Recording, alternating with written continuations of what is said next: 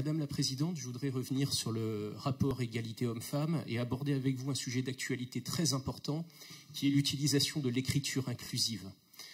On en a pratiquement à toutes les pages de ce rapport. Vos services nous envoient régulièrement ce genre d'affichettes. La propagande que vous envoyez à nos administrés comprend également de l'écriture inclusive, notamment tous les sujets qui me tiennent à cœur concernant les lycées, puisque vous appliquez probablement le principe de votre amie Najat Vallaud-Belkacem, qui avait bien expliqué, lorsqu'elle était malheureusement ma ministre, que pour toutes ces offensives idéologiques, vous souhaitez cibler la jeunesse en priorité, ce qui représente une véritable dérive totalitaire selon nous. Cette écriture inclusive fait de plus en plus polémique, les Français n'en veulent pas. Je fais partie des gens qui en ont assez de voir ces mascarades. Et je vous rappelle que le Front National n'est pas seul dans ce combat. On a été les premiers à dénoncer cette dérive. On est soutenu par tout un système de mouvements associatifs comme la Manif pour tous qui fait du très bon boulot sur ce sujet. Mais également ce n'est pas des moindres, vous savez que l'Académie française a condamné dans des termes extrêmement durs cette écriture inclusive. L'Académie française a dénoncé la nocivité de cette offensive idéologique, le fait que ça dénature notre langue.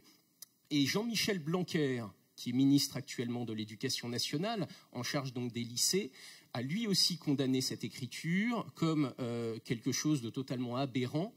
Et donc, je voudrais, au nom du groupe Front National, vous interpeller là-dessus, vous rappeler que les femmes méritent mieux que ce genre de mascarade, parce qu'on sait très bien que l'écriture inclusive est une escroquerie politique, qu'elle ne conduit aucunement à améliorer la condition des femmes. Comme l'a dit mon amie Sophie Blanc, les femmes sont menacées par l'islamisme, qui d'ailleurs n'apparaît même pas dans ce rapport.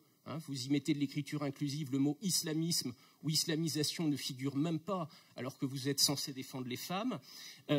Les femmes sont aussi menacées, vous le savez, par l'ultralibéralisme dont elles sont victimes, et puis toutes les dérives liées notamment, je pense, aux mères porteuses. Tous ces sujets, la gauche et les gens comme vous n'en parlez jamais. Donc moi, je vous demande solennellement d'être raisonnable, Madame Delga, d'être à la hauteur de votre poste, parce qu'en tant que présidente d'une collectivité, vous devez défendre notre patrimoine culturel national, notre patrimoine linguistique.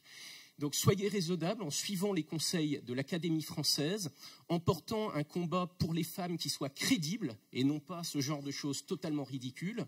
Et je vous demande d'arrêter de placer dans ces documents-là quelque chose qui viole notre patrimoine linguistique national, qui n'est pas conforme à la langue française, qui n'apporte rien, si ce n'est, on le sait, des gages à vos amis du Nouveau Monde en commun, qui sont très à la pointe pour ce genre de revendications, et qui demain, si on ne les arrête pas, demanderont la théorie du genre et toutes sortes de fantaisies comme celle-ci. Donc pour les femmes d'Occitanie, pour la langue française, pour la dignité de la vie politique, on vous demande de prendre position là-dessus. Et j'ai pris quelques secondes de plus, puisque tous les groupes se permettent de le faire, sur un sujet aussi important. On vous demande de vous positionner clairement et de prendre la décision qui s'impose. On compte sur vous et vous pourrez compter sur le soutien du Front National sur une mesure comme celle-là. Merci.